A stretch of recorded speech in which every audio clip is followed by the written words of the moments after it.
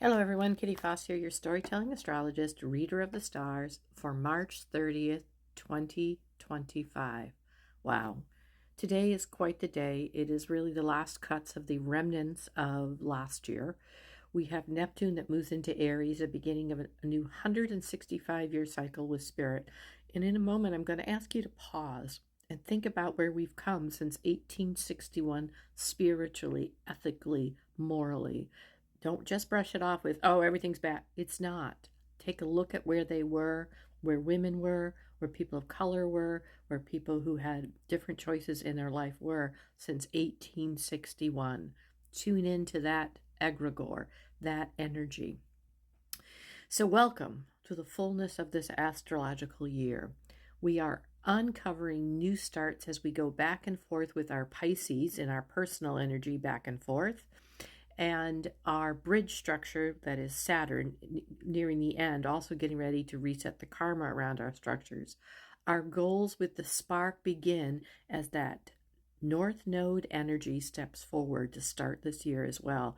Pisces energy, letting go of those undercurrents of how our brains have been programmed with that Piscean consciousness, that suffering, and this Aquarian consciousness of the we, how we work together.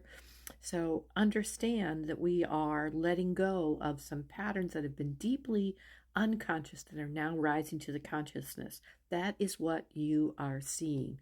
Take time to look at all that has been uncovered since 1861, what Spirit dealt with in that 165-year cycle, and what it begins again today anew to move forward on. What will be our agreements on our basic human rights, our basic human needs. And it will not be surprising that over the next 72 hours, more and more panic will step forward, because there is a need. There is a need to take that fear base and magnify it. And that doesn't mean not to take action to find your own place of safety. It does mean that those who are not aware will magnify over the next probably couple of months, especially as we have all of these things being uncovered. Lines blur with our understanding of the warrior and our spiritual being.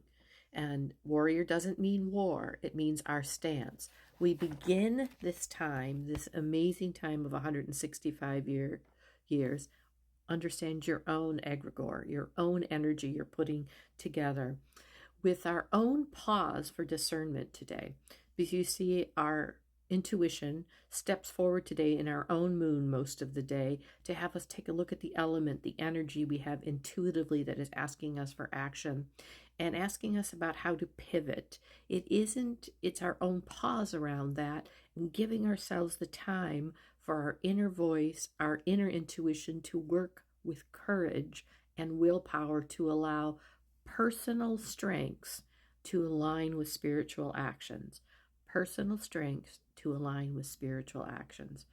We take new accountability now as we deal with our own attraction, manifestation, and consciousness. Let me say that again. As we deal with our own attraction, manifestation, and consciousness, because now that first house of Aries is with Neptune attracting, looking at our consciousness, looking at our manifestation is becoming about our consciousness and what we're bringing to ourselves.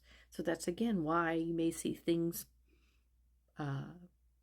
people not going gently into that good night, things, people holding on to what was old. As the moon moves into Taurus this afternoon, our transmutation of our revolutionary vision, transmutation meaning not going back, of our revolutionary vision, as we use discernment before action.